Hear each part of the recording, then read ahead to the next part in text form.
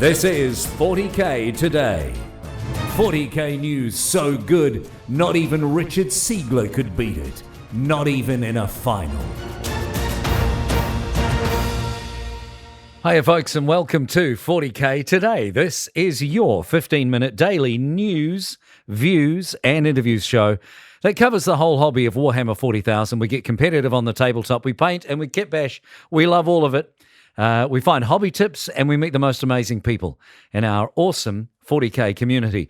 Today is Monday, the 8th of June. I'm your host, Steve Joel, and today on the show, Archon Skari is in to give us a coaching tip. We want you to be prepped for the release of the new edition. And today, Skari is going to talk to us about the importance of embracing change. We'll also chat with the number one player in the world right now, Richard Sigler, about bringing 40K into the world of esports. First up, though, we have a poll question live on our Facebook page. So let's kick things off with that. Our 40K Today poll question for the week live now on Facebook is maybe the most controversial one we've ever had. The new recommended table sizes for competitive games of 40K. It seems that already the ITC and major tournaments like Adepticon and the LVO will be adopting the recommendations. That's going to mean a 2,000-point game will be on a 60 by 44-inch table, or 5 feet by about 3.7 feet. And that's a lot less real estate for a 2,000-point game. This has been a huge topic of conversation and online debate over the last few days as people grapple with exactly what it's going to mean. So we want to know, new table sizes, good thing, bad thing, why? Why exactly? What are your thoughts about it? Get involved in the poll on Facebook. So with a new edition of 40K on the way, and not counting the downtime that COVID-19 has meant for tournaments across the globe, our hobby has never had more people playing it. The game is at its peak in terms of miniature sales and interest, and of course, it's always looking to build on that. That also gives rise to a whole new level of top player with coaching and even pro players taking the game into the world of esports. One of those players, the number one guy in the world right now, is part of the Obey Alliance esports team. Richard Sigler spoke to our own John Damaris about the brave new world of Pro 40K. Joining me today is the one and only Richard Sigler to talk about Obey Alliance, and they are one of the first esports sponsors to actually sponsor some players for 40K. So we're going to talk a little bit about that. Richard, why don't you tell everybody how that agreement sort of came to be? It actually was a little haphazard because originally I wasn't even part of the plan. Obey, through Brad from the Pro Tabletop tournament, they started asking around for players. They were interested in kind of as a side project. Some of their partners and higher-ups in their management chain, are former 40K players, love the game, and then we're wondering, hey, maybe we can take the game to this esports level and create these bigger events, which was one of the goals of Pro Tabletop. And so gradually they approached a couple different players. Mark Perry was one of them because of his influence in the South region where Pro Tabletop is based. And Mark reached out to me. He was living in Tallahassee at the time. I lived like 5 minutes away from him. So it was very natural for him to reach out to another player who had been doing really well in the ITC circuit. And it was at Warzone Atlanta that we both approached Nick Nanavati to see if he was interested. And he was pretty much on board almost immediately and took the chance and moved down to Tallahassee. So Tallahassee is becoming quite the stronghold for ITC players. Yeah, you guys have a ridiculous house. You guys all live, maybe not in the same apartment, but I think in the same apartment complex. So it's literally ground zero for some of the best players in the ITC because Lennon has also moved into that apartment, right? Or near anyway.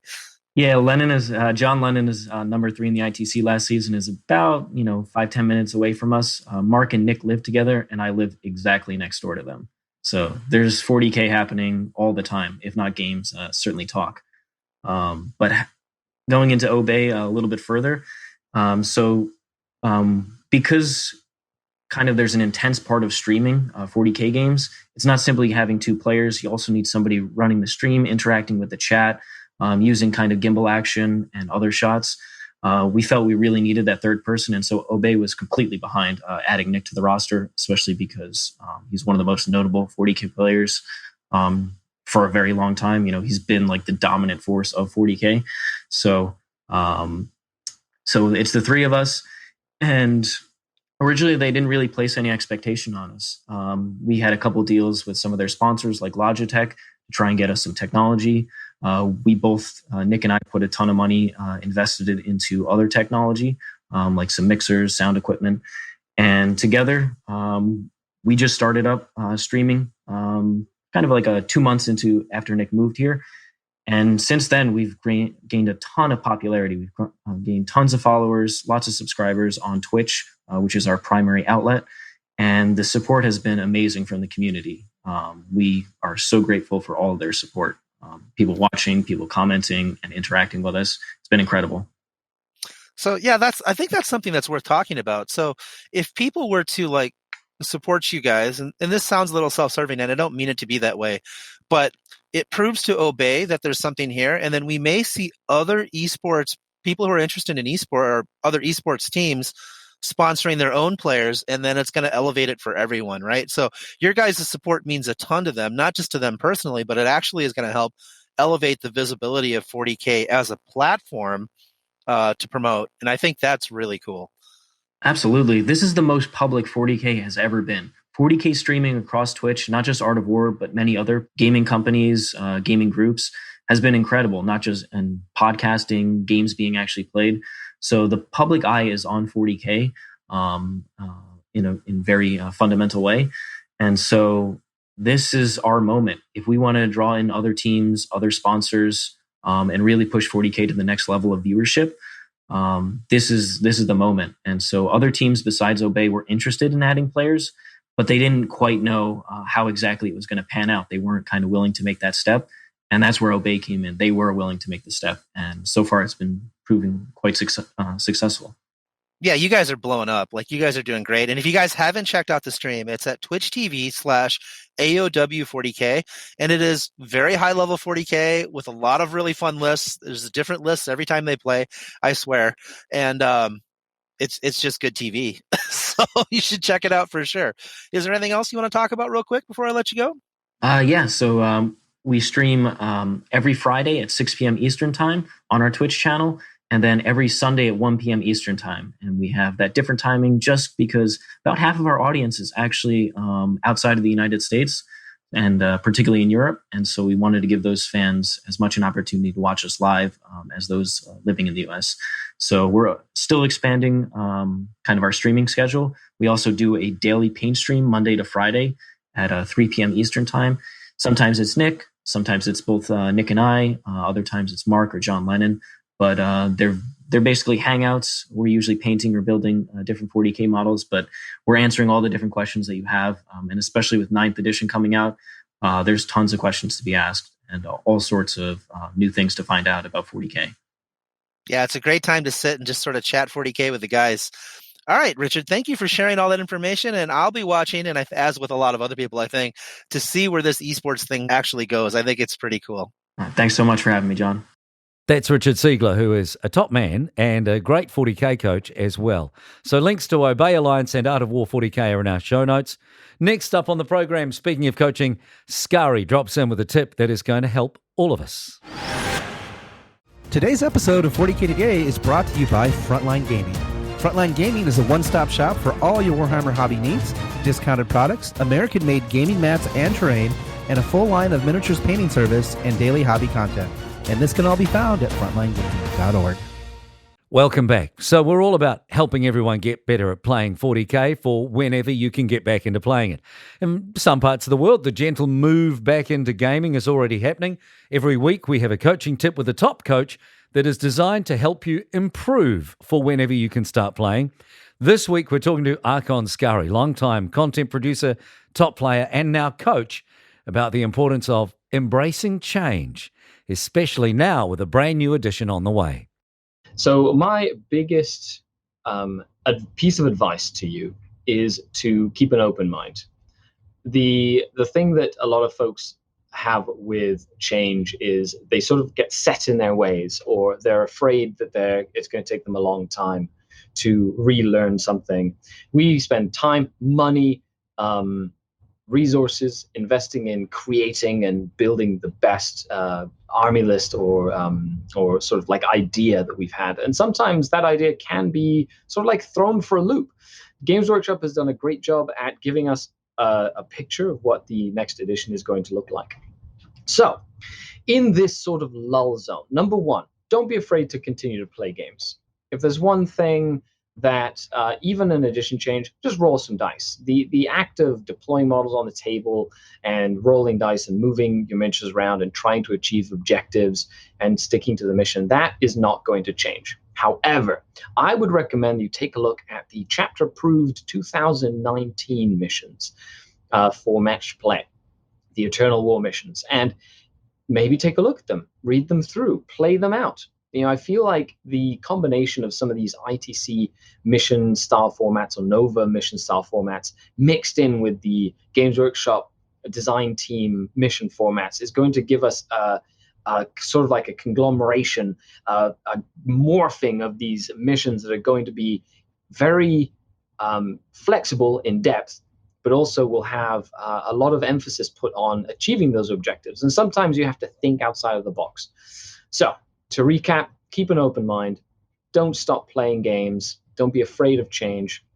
Last but not least, test out some of those missions to maybe get used to some of the gaming mechanics that might make its way into the new edition.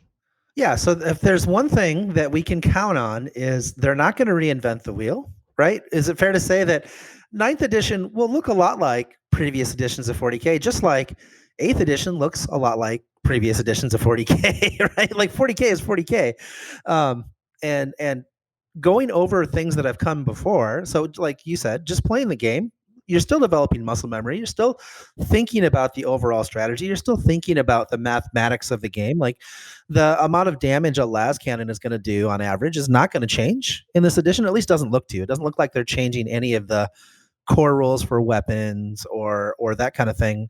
They're more changing how we play missions. They're more changing how command points work, but they're not really changing how the game operates. Would you agree with that assessment?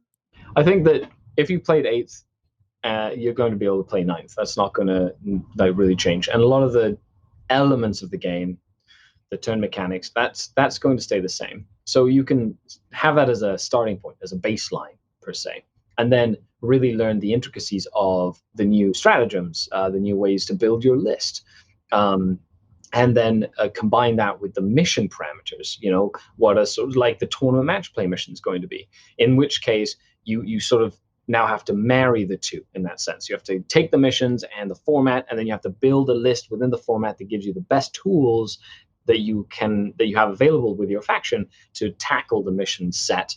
And then, of course, you have to make those cost analysis of, is it worth spending extra command points for more detachments, or do you want to keep as many command points as possible? Do you want to add in that extra faction, or do you want to stay monofaction? That sort of thing as well. Yeah, I think it's one thing we can all look forward to, right, is a lot of exploration. And I think a point that you hit really, really well, and I don't want it to get kind of lost in all of our conversation, and that's this: be open to change. The game could, even though a lot of things aren't changing, there's enough changing that what's good and what's bad and what's competitive and what's not could all be turned on its head. Vehicles could be the new thing, right? Because you remember for this past edition, vehicles were not that great unless they had the fly keyword. They pretty much were relegated to collecting dust on your shelf. But now in this brave new 9th edition, maybe vehicles are the bee's knees. We don't know yet.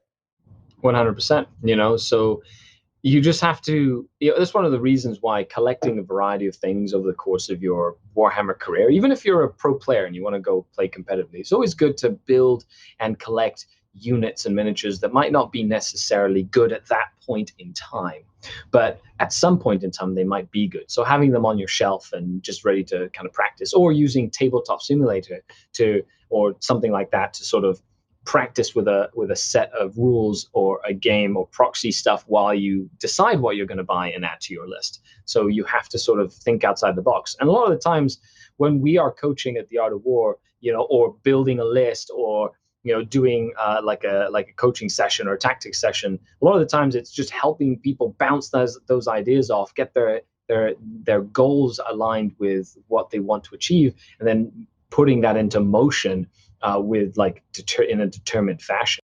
That's Skari speaking to John Damaris. If you want to get one-on-one help from the Archon himself, check out artofwar40k.com. The link is in our show notes.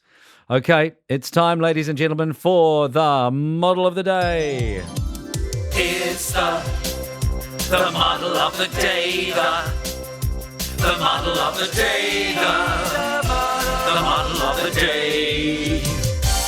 Today's model is amazing. It's by a man who calls himself the Alpha Legion Guy, and true to his word, it's an Alpha Legion Contemptor Dread in the most beautiful Alpha Legion blue. You know, that amazing turquoisey blue that they do with metallics, and a kickin' pink plasma gun as well. The basing is amazing. Just every single thing about this model is perfection.